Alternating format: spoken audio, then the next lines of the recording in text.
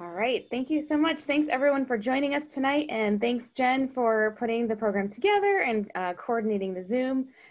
So I'm very happy that we're able to host Sherenté I practiced this earlier, Mashita Harris, and you could correct me later, tonight for our last program of the year under our program theme, Spotlight Rhode Island, Performing Arts in Rhode Island. So after dancing his whole life as a championship Eastern War dancer, following the path of his father, Sherenté Harris bravely re-entered the traditional dance circle as someone he had been taught to hide himself. At the age of 16, Harris began honoring the path of his mother through her style of dance. He was now a Fancy Shawl dancer. The Fancy Shawl dance, created during the women's rights movement, is a dance of liberation. The dance has acted as a liberating dance for Harris, breaking barriers within Indigenous LGBT community, honoring those that have walked this path before him, and creating change for those that will walk that path in the next 7 generations to come. Harris has chosen to make this change, for his dance is his prayer. By dancing this way, he is able to give thanks for living as himself as opposed to hiding that half of him he was gifted at birth. Sherenté Harris intertwines the stories of his cultural path with his two-spirit identity to evoke an emotion that sparks dialogue regarding ideologies that are too often silenced. Harris's efforts oppose the prolonged issues of Indigenous invisibility, allowing his stories to manifest through writing, speaking, performance, and visual art. Harris can expand the audience of his message, educating and creating change within his communities. He is a member of the Narragansett Tribal Nation and a dual degree student at Brown University and Rhode Island School of Design. So join me in welcoming Sherenté Harris. Silent claps. Hello, my friends. Thank you so much. Natasui Sherenté Mishatashan Harris. My name is Sherenté. And I am so happy to be able to speak with you all today. I am Narragansett. We are the people at the corner of the land between the waters, people of the bay. We traditionally, the Narragansett people were the most powerful people in this region, it's recorded. We are great distributors of wampum and sakahog, and we keep those traditions alive with us today.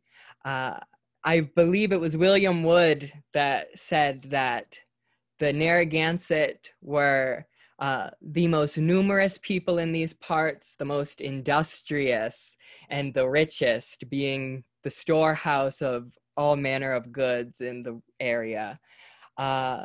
So today, as a Narragansett person, I'm always delighted to be able to share the stories of my people, so that people know that we are still here today. I am a child in a family of 7 siblings, and growing up, I lived with my grandmother, and we all are dancers. My grandmother is a world champion Eastern blanket dancer. My father's a world champion Eastern war dancer. And my mother is a champion Fancy Shawl dancer. And she danced all across Europe as a teenager at the Goodwill Games opening ceremony, at President Clinton's second inauguration. And so we do these kinds of performances and things as an opportunity to educate and to share. But I'd also like to share with you all some of the deeper components that go into dance and go into being Narragansett people. So I am Two Spirit, which is a modern umbrella term which refers to LGBT people that are Indigenous.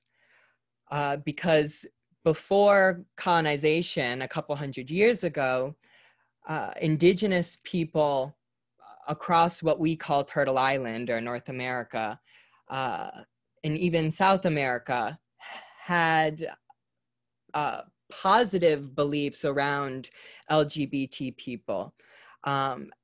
LGBT people were widely accepted in our communities and were even honored and recognized and held with great esteem within our communities. And the reason for this makes a lot of sense when you understand Indigenous cosmology and worldview.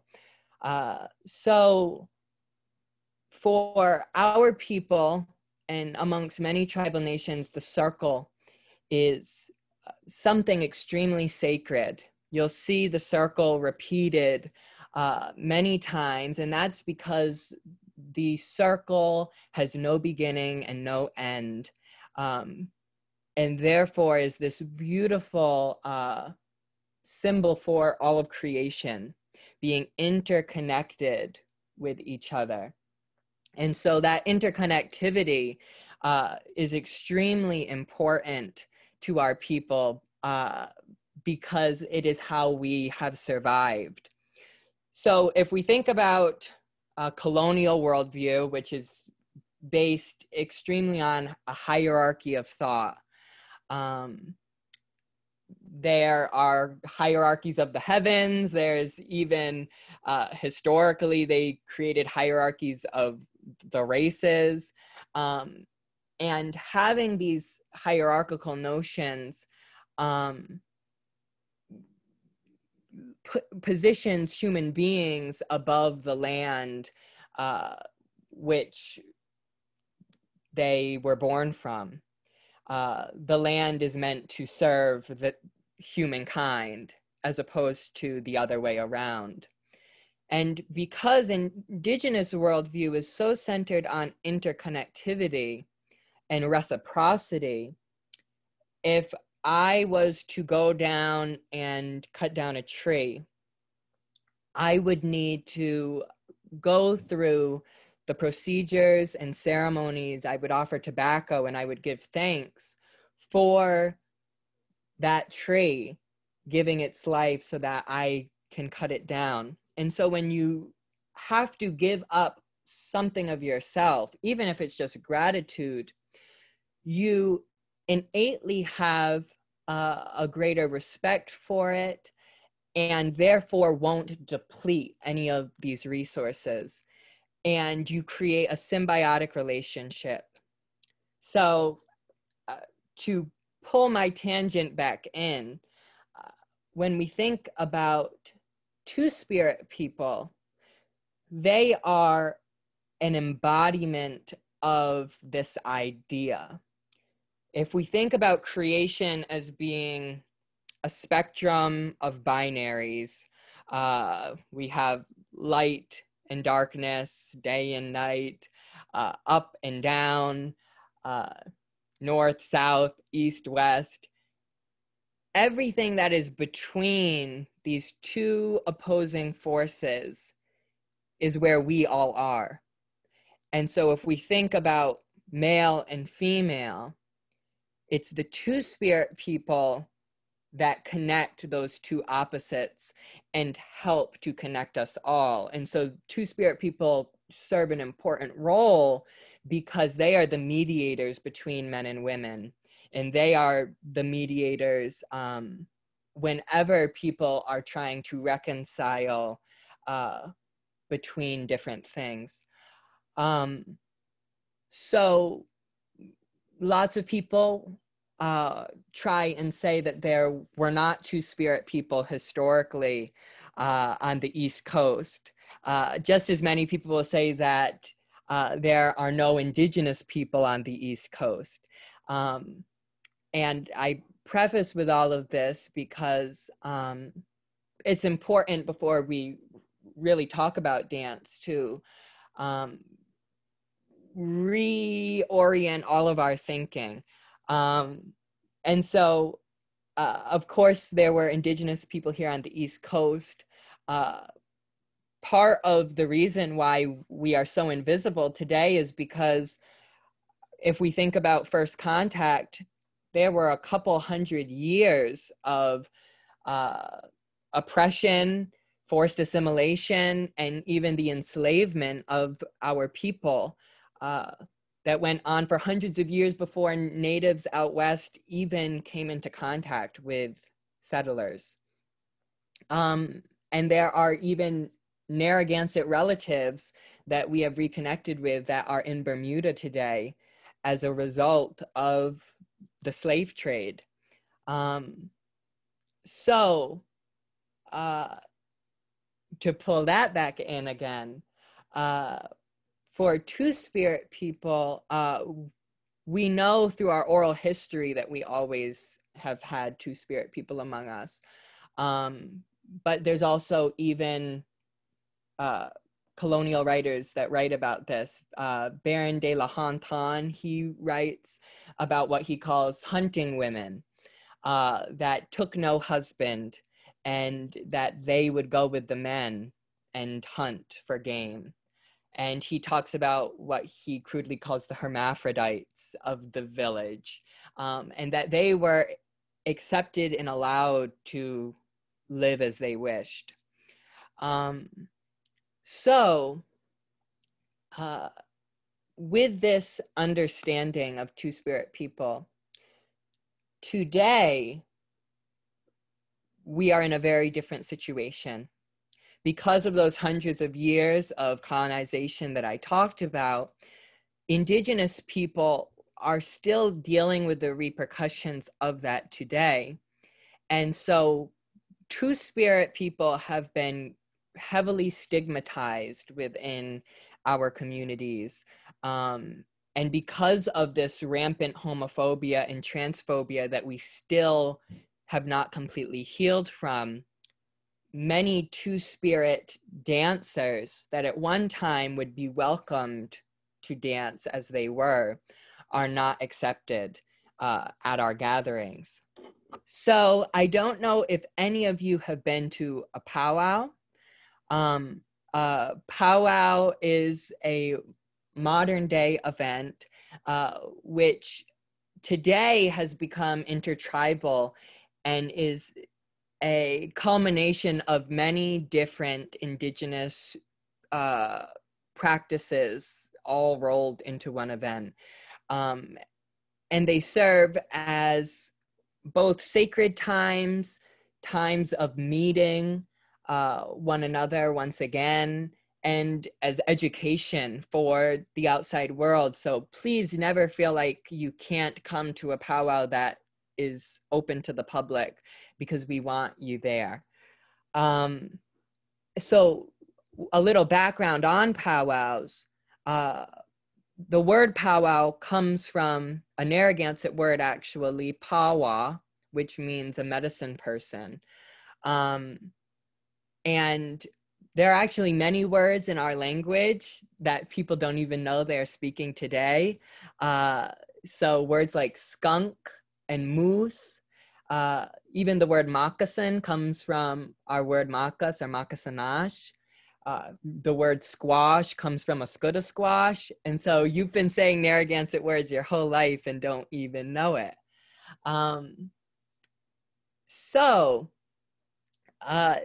Powwows originally referred to our medicine people.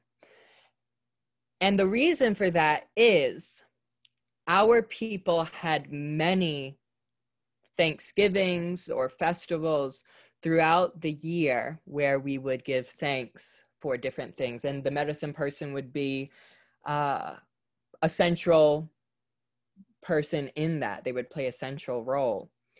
And we just ended Thanksgiving back in November, what we think of as the first Thanksgiving. But the Wampanoag and the Narragansett and Indigenous people in this place have been having Thanksgivings for time immemorial, and not just one. Our way of giving thanks is a daily practice, as I said when I talked about reciprocity. And 13 times, that in correlation with the lunar calendar, we would give thanks for something that was new in harvest. So I was born in our strawberry moon when we have our strawberry Thanksgiving, and we have our green corn Thanksgiving and our green bean Thanksgiving. We have our Thanksgiving for storytelling. We have our maple sugaring Thanksgiving. And each of these times of year are sacred for us. Our green corn Thanksgiving is actually in August, and it's when we have our August meeting powwow. Now, the Narragansett tribe's August meeting powwow was the oldest recorded powwow in the country's history. Of course, people have been having similar practices that have contributed to our modern idea of powwow for time immemorial, but ours has been recorded down for over 340 years. I think we might be at 350 years this year. So these powwows are not a recreation of something that happened a long time ago. They're not historical reenactments, and many people will think that they are. Our powwows are simply a continuation of our cultural practices. So when you go to a powwow, you'll see people dancing, wearing modern regalias that are made of cloth and ribbons and glass beadwork, things that we wouldn't have hundreds of years ago. And that is all a result of our cultural evolution. And that evolution is important to be balanced alongside with tradition, for that is what has allowed us to, as a people, to survive for hundreds of years as our world has changed. So when we think about our powwow dances, when you go to a powwow, the main thing you're going to see is dancers. Now, these dancers and these dances are directly tied to prayer and Thanksgiving.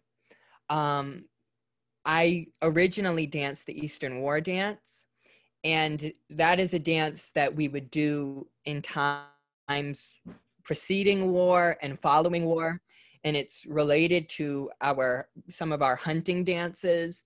When we do our war dance, we are recreating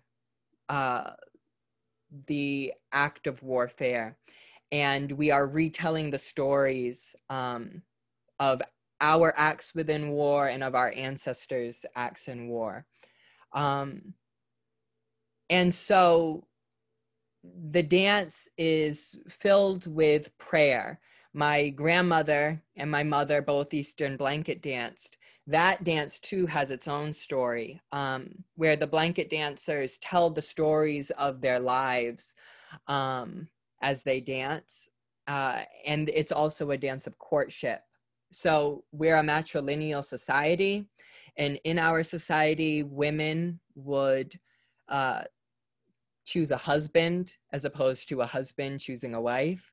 And they would begin the dance with their blanket wrapped around them as though they were in the womb or in a cocoon. And as they shed the blanket and begin the dance, they then are born and start telling the story of their life. And at the end of the dance, they drop the blanket in front of the suitor that they choose to marry. And if he accepts this proposal, he picks up the blanket and wraps it around the both of them, and they dance one more time around. So these dances are filled with stories. And even when we dance them today, of course, our powwows today have evolved into competitive events. We still are always taught to dance thinking of what we're thankful for, and to give thanks while we dance, and not to dance for competition or to win, but to dance to give thanks. So after I came out as Two-Spirit, I decided that this had been a part of myself that I had hidden for so long that I needed to finally express and be proud of to the outside world. And because of this, I decided to fancy shawl dance as my mother had. Now, the fancy shawl dance is the most modern dance that you will see at a powwow. It was created during the women's rights movement, and the original dancers faced great backlash for breaking tradition and how women would traditionally dance at the time.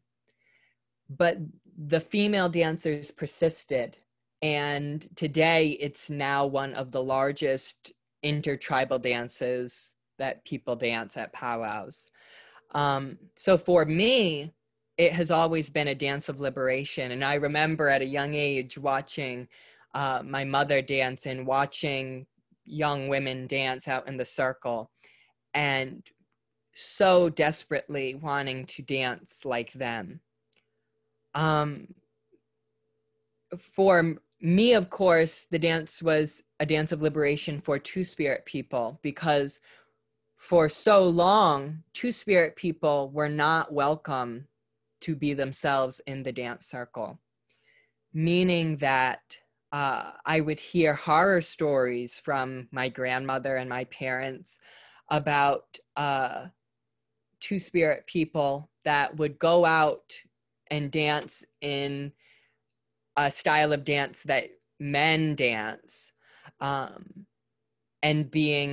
everything being shut down and the person being kicked out of the circle, and not allowed to dance. And I have cousins that are Two-Spirit that have completely stopped dancing because they aren't able to truly be themselves, which is the greatest shame, because our Thanksgivings, these times when we give prayer, that those are the times when we should be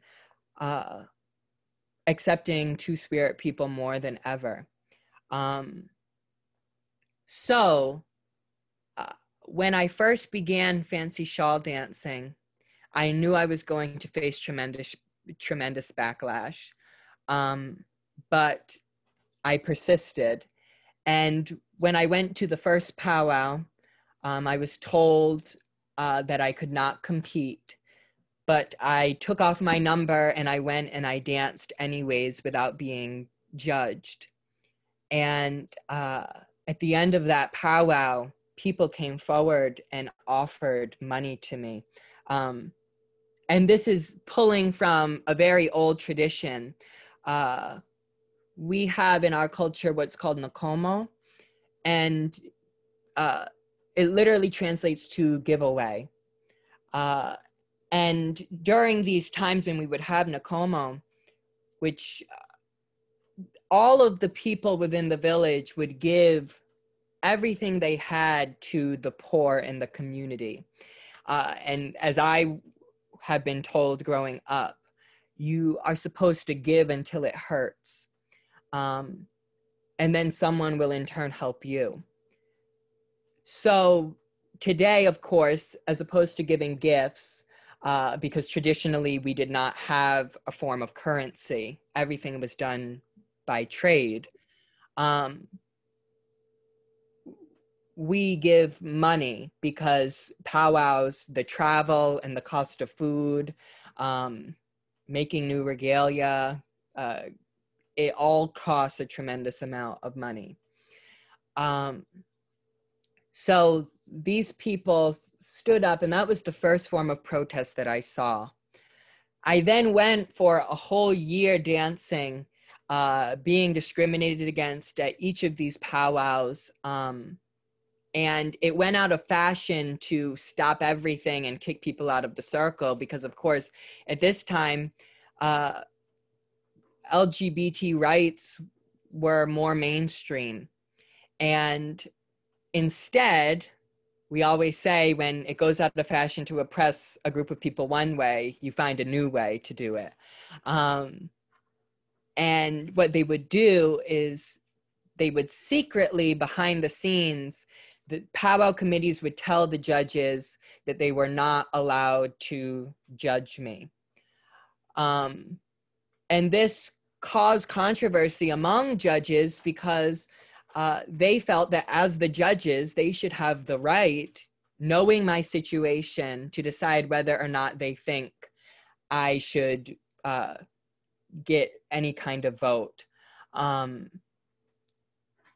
so for a year, I danced in what I had at one point said, it felt like I was dancing naked and alone, because no one would speak to me at these powwows, and I was completely left in the dark. I knew that people were talking about me behind my back, and I wasn't ever able to just let people see who I was. Because when we think about interconnectivity again, the big problem was people were seeing me as an idea, as opposed to seeing who I truly was as another human being.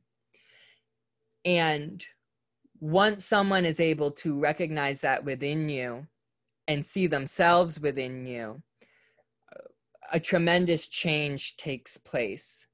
And you realize that epiphany that we are all connected, which is the message of Two Spirit people. So I continued to dance, and the next year I went to a powwow where one of the judges decided to vote for me anyways. When they were told not to judge me, they took that as, don't judge them for being who they are. And so I received 4th place at that powwow. And it caused quite a stir, but for the first time in what had been forever, people saw me. And it empowered people that felt like they didn't have the power to say anything about this, to outwardly support me and say that it was good what I was doing. And at the next powwow, I received 3rd place. And at the next powwow, I received 2nd place. And the powwow after that, I got 1st. And then I was asked to be a head dancer at Dartmouth powwow. And the idea of our head dancers, at most powwows, there's usually a head woman and a head man dancer. And they welcome in, respectively, all of the women and all of the men, being the first people in the circle. And it's a great honor to be a head dancer. So by having a head Two Spirit dancer, the idea was that we were completing the circle by re-welcoming Two Spirit people, and by extension, all people back into the circle. As I had said, the circle is a sacred thing in our communities, with it having no end and no beginning. And when we step into the circle and we dance to the heartbeat of Mother Earth. That is what the drum represents. So when we go in that circle, we enter into a sacred, dreamlike place where, again, the hierarchical categories break down and things start to become interconnected again. So when we dance, the movement of our feet is similar to the movements of the animal people.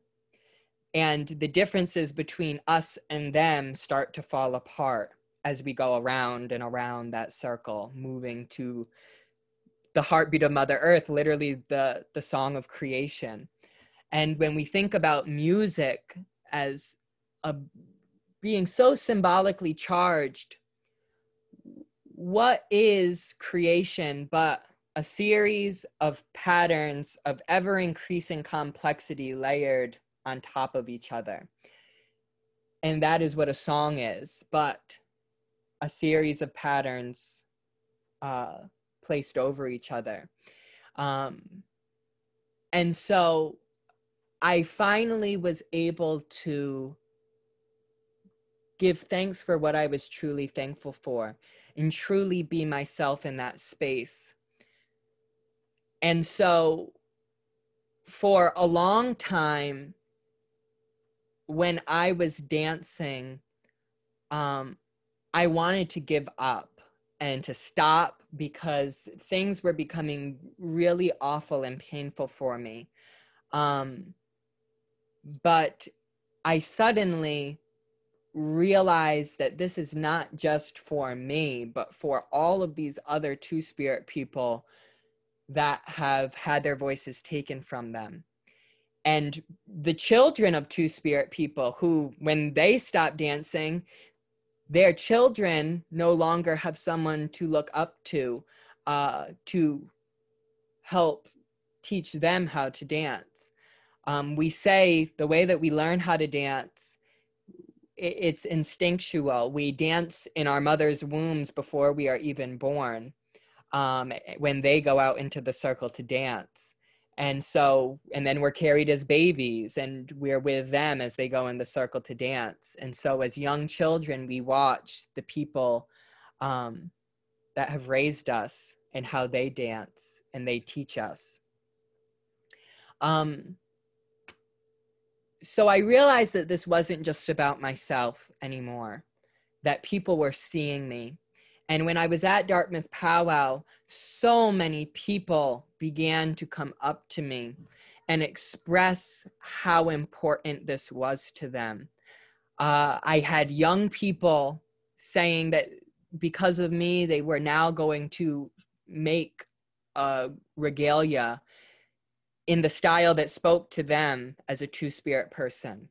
And I had older people telling me stories of loved ones that had passed away that had walked the same path that I was, but unfortunately could never bring what are my wildest dreams to fruition because of the time that they lived in.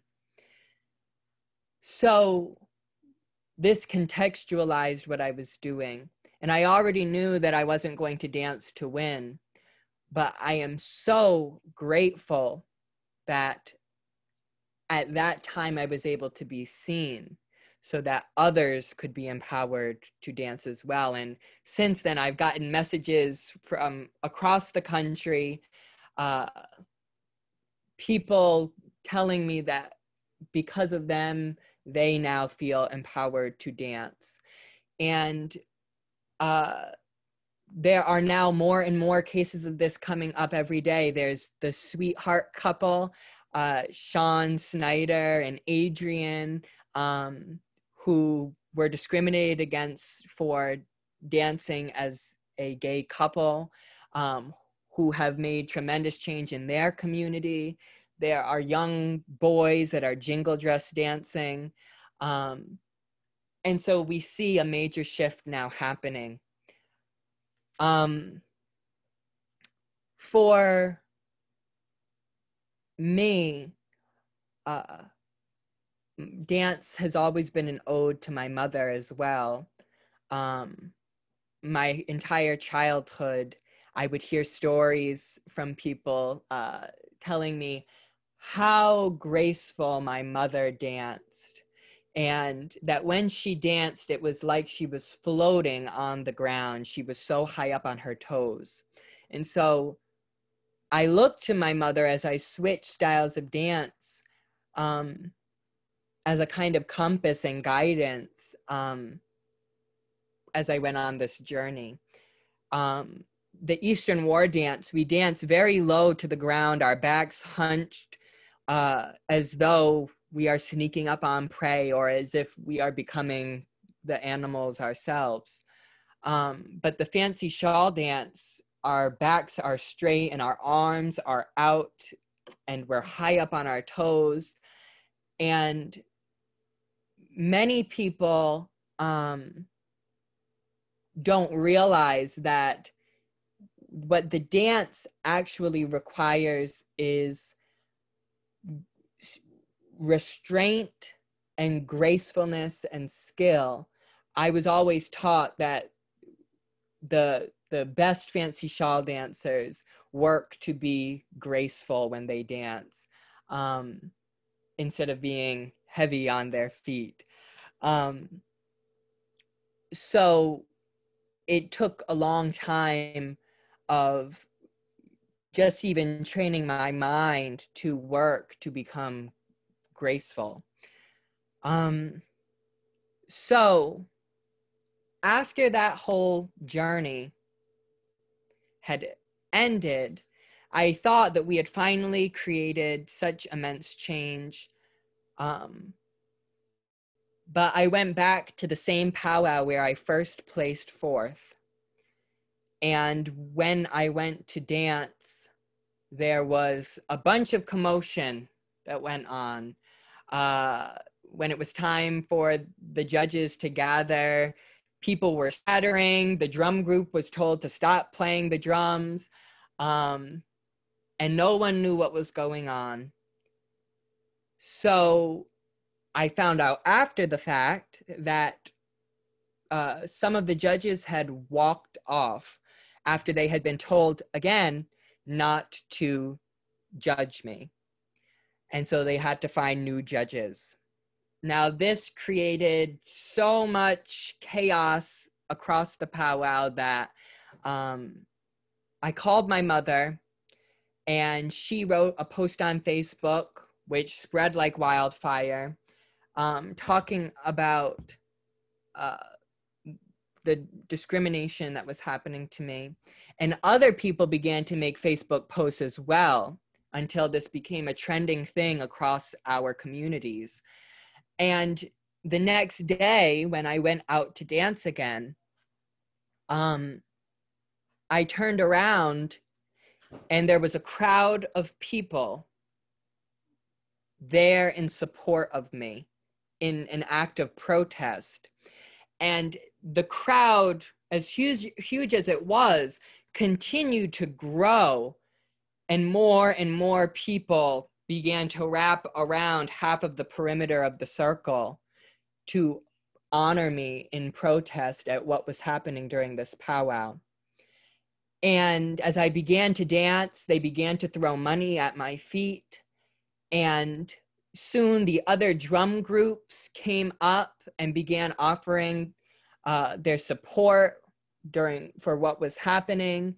The arena director came and shook my hand. The other girls, my peers that were dancing with me that knew about my situation, they came and they all hugged me and consoled me once the dance was over.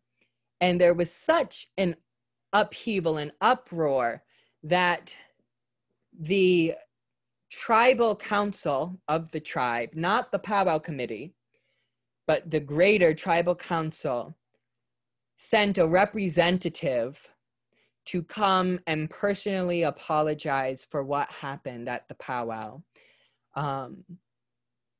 And we had a traditional ceremony to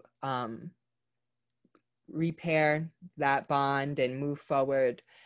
And it was such a tremendous change, and it was so important that it happened because people finally found their voices. Instead of, I'm so glad that I didn't just, place, because this never really was about placing at the powwows. But for the first time since I started at the very beginning, people came out and said, this is not right. This is not what we want for our community. We want Two-Spirit people to be welcome just like everyone else, and not alienated and ostracized, having to leave the circle early when it comes time to judging because they're Two-Spirit. This is our relative, our relation. Since then, as I've said, incredible change has happened in our communities. But unfortunately, of course, discrimination still exists today. And whenever I go to powwows, I go with an anxious feeling in my stomach, because I know that I'm going to hear people call me slurs, whether it's people driving by in their cars yelling slurs at me, or even young children who have heard horrible things from their parents speaking about me. And this situation isn't unique to me, and I always carry that with me to keep me give me strength. But our battle is so far from being over. And so I thank you guys for listening to what I've had to offer you today. I'd like to share with you a clip of me fancy shawl dancing. And then I would love if anyone had any questions. Sherenté, I'm going to go ahead and share it. I found it. Oh. And I was able to tweak the quality so it came out clearer, I think. All right. Okay? I was only going to play a certain well, okay. That will work. You know what? It's whoops. What is going on? I'm sorry, I'm glitching out. Oh, I'm screen sharing. Yes. All right. Sorry about this.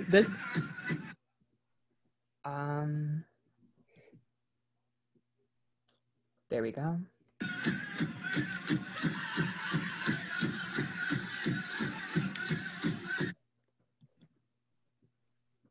I'm sorry, I'm trying to enlarge it.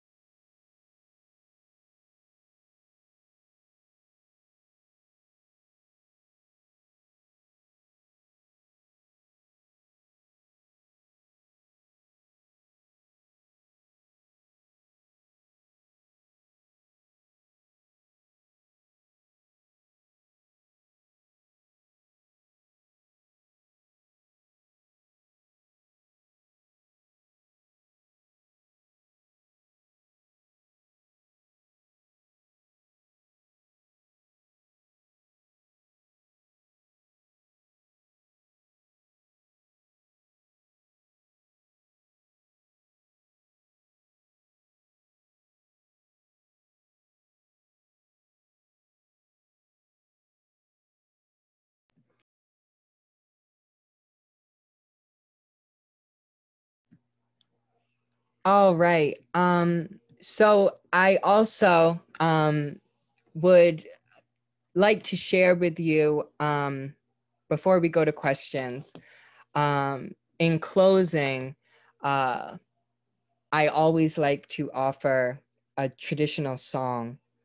And so our songs, just like our dances, are an expression of Thanksgiving, and our songs are tied to those moons in our harvest. So I'd like to share one of those songs now.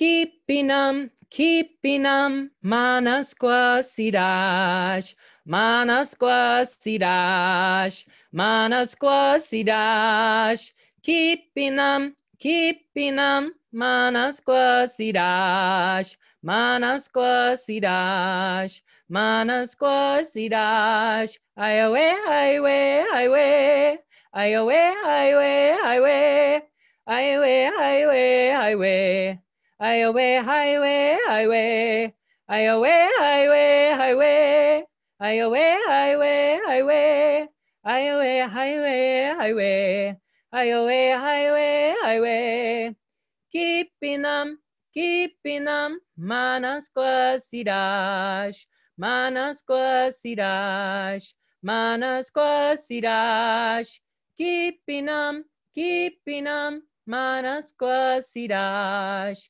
Manasquasidash, Manasquasidash, highway, highway, highway, highway, highway, highway, highway, highway, highway, highway, highway, highway. Katabatamu, everyone. Thank you all. I don't know, how much time do we have left for questions? We probably have another about 5 to 10 minutes. Great. All right. So we have one in here. Could you tell us something about the costumes that you're wearing? Absolutely. So in our culture, we normally call our traditional clothing regalia instead of costumes, specifically because regalia is referring to special clothes worn at special occasions. So you have your regalia when you graduate, and soldier's regalia that he puts on. And so our regalia are these special clothes that we wear at our Thanksgivings and our powwows. So they aren't costumes because we're not dressing up as a character, but they're ceremonial clothes. And so when we wear our traditional regalia, everyone's regalia is imbued with specific meanings. And so on my regalia, you can actually see it in this painted deerskin behind me. There's this 3-petaled floral symbol behind me. And I've been told that that symbol represents tradition preserver. And that symbol, the 3, is sacred. And when you look at strawberry leaves, that is where that symbol comes from, the leaves of the strawberry that have 3 leaves. And so in our culture, different symbols were used to as like family crests. And so they would symbolize different people or different families, and they would be put on our baskets and basket stamps, and they'd be worn on our traditional clothing. And so in contemporary regalias, they're often appliqued or beaded on, and on our traditional things, we would paint them. For every different style of dance, you'll find different regalias. And so on the Fancy Shawl regalia, you have a yoke, which my grandmother is an Eastern blanket dancer, and she wears a yoke or a cape that goes over her shoulders. And the fringe is important. The fringe is like mesquite, the medicines, the grasses.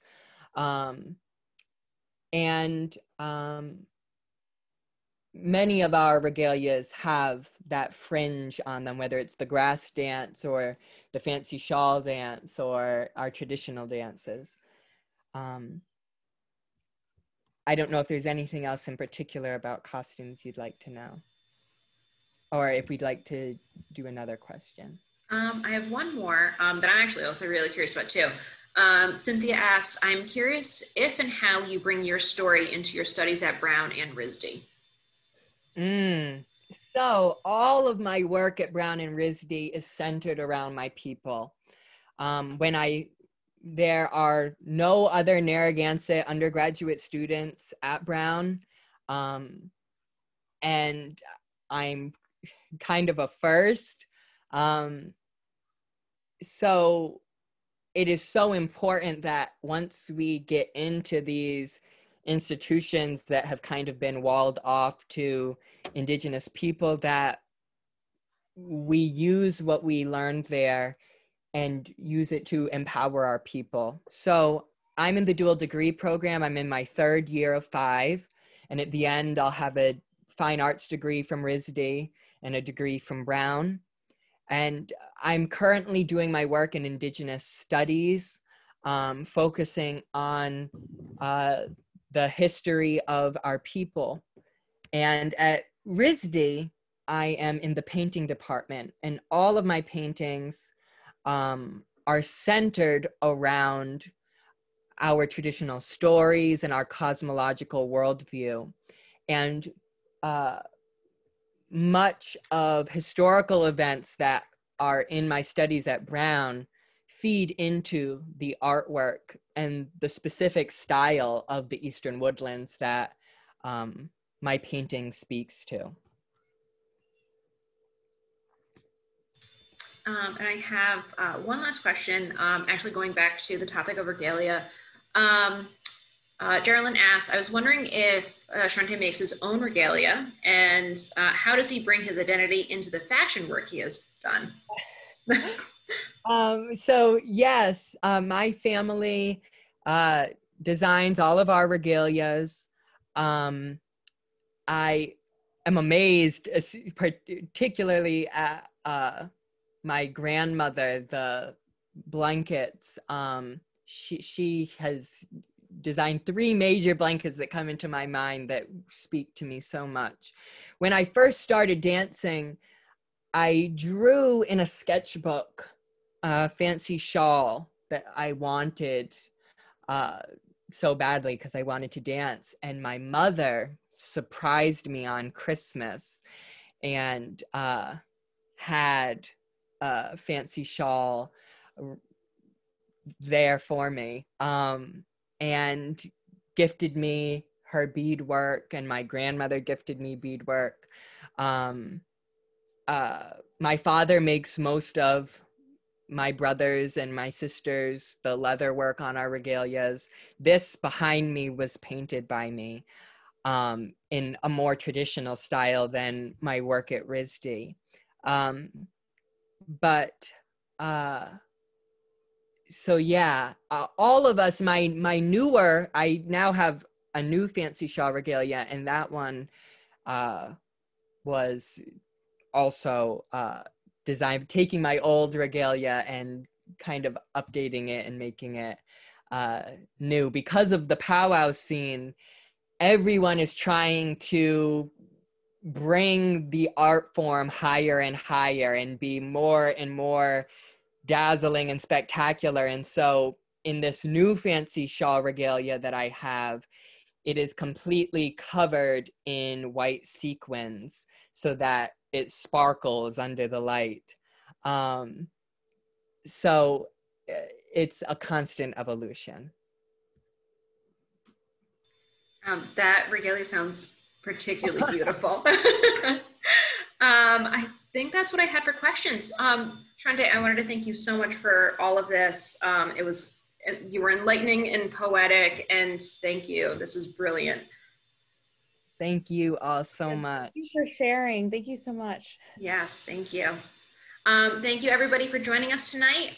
This is our last program for our performing arts year, and it was, what a way to go. We've done the history of performing arts. We haven't had anybody actually sing, so it's a wonderful way to go out. I love it. And I want to wish everybody a healthy, safe winter, and we'll see you again in 2021. I'd also like to quickly say, I would like to say, hello, Ms. Reeser Jones. It's so good to see you. Oh, wait, I think I have to unmute her for her to say hello.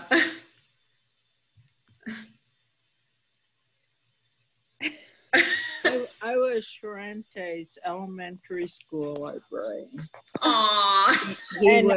He was amazing then, and he's Anyway, he's wonderful, as you all know. Really, it's because of her, I think, instilled such a love of reading and learning, and is really a big reason why I'm at Brown and RISD today.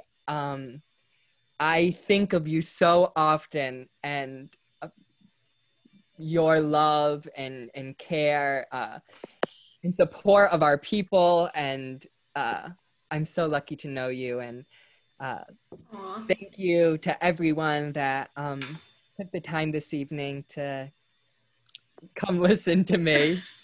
Well, he's going to change the world. I will agree with that statement. All right, take care, everybody. Have a great night.